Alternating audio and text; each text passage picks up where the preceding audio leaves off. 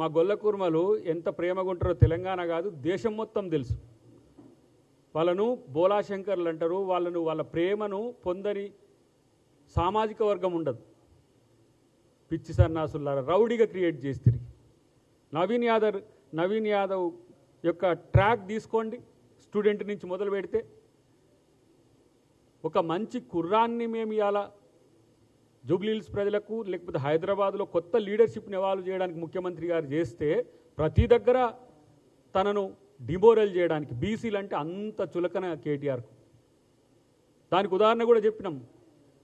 బీసీలకు మేము మద్దతు ఇస్తామని చెప్తారు. బీసీలు బంద్ ఇచ్చినాడు బావ ఒకవైపు బామర్ది ఒకవైపు పోతాడు. మళ్ళీ బంధు తెల్లారే మూసి ఒక్కాయి హైడ్రా ఒక్కాయి. ఏమైంది ఇప్పుడు?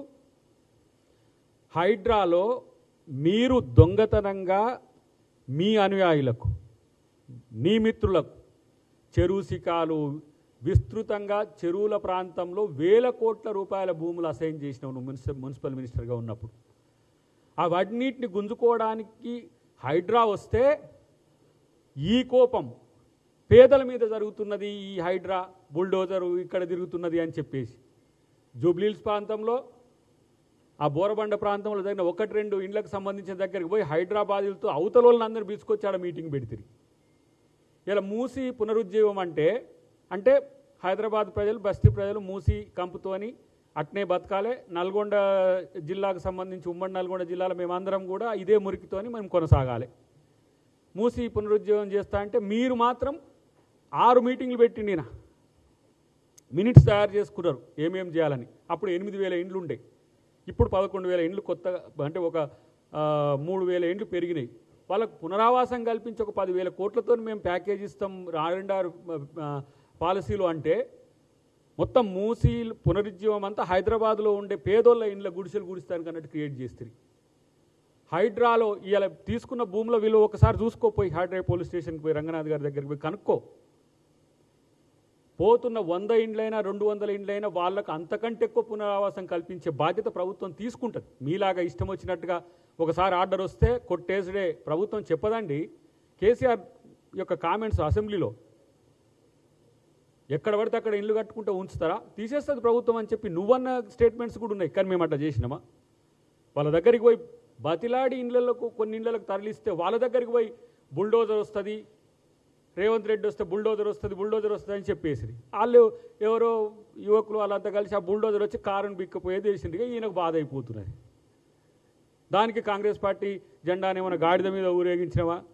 కాంగ్రెస్ పార్టీ జెండా మెయ్యను అధికారంలో ఊరాడించిందిరా నాయన, తెలుసుకో. పొత్తు కలిపి మీకు అధికారం ఇచ్చింది 2004లో.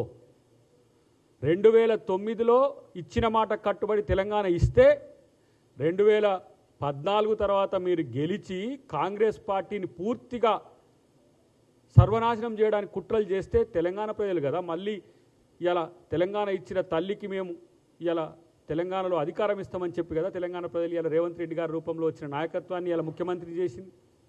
కాబట్టి మిమ్మల్ని నమ్మరు.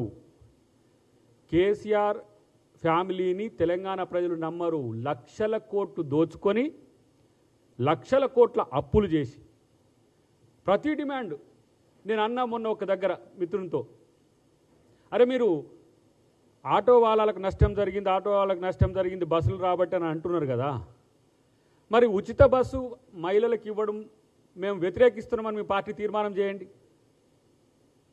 చెయ్యరు. ఇట్లా అబద్ధాలను ప్రతి రంగంలో ఉండే మేము ఏంది బాకీ కార్డు అని వేసిండ్రు. మరి ఇచ్చిన కార్డు ఎందుకు వేయలే? ఇచ్చిన కార్డును వారు గుర్తుపెట్టుకున్నారు. సన్న బియ్యం ఇచ్చింది గుర్తుపెట్టుకున్నారు, రేషన్ కార్డు వచ్చింది గుర్తుపెట్టుకున్నారు, ఇలా 200 యూనిట్లు ఏ విధంగా ఇచ్చినామో గుర్తుపెట్టుకున్నారు. ప్రభుత్వం ఇచ్చే ప్రతి పథకాన్ని గుండెల్లో పెట్టుకొని ప్రజల గుర్తుపెట్టుకున్నారు.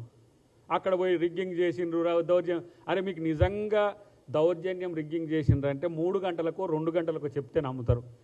ఎన్నికలు ముగిసిన తర్వాత ఎందుకు డ్రామా క్రియేట్ చేసిండ్రా బాబు నాకు అర్థం కాదు. 6 గంటల తర్వాత ఓడిపోతే దీన్ని సాకుగా చెప్పడానికి, ఓడిపోతే వాళ్ళు ఇట్లా అకృత్యాలు చేసిండ్రు, రౌడీజం చేసిండ్రు, ప్రభుత్వం ఇట్లా అధికార దుర్వినియోగం చేసిందని చెప్పి మీరు అధికార దుర్వినియోగం కాదు మీరు ప్రతిపక్షంలో ఉండి దుర్వినియోగం చేసింది చెప్తే కూడా ఎలక్షన్ కమిషన్ పట్టించుకోలే. మళ్ళీ ఎలక్షన్ కమిషన్ మాకు అనుకూలంగా ఉందని చెప్తున్నారు.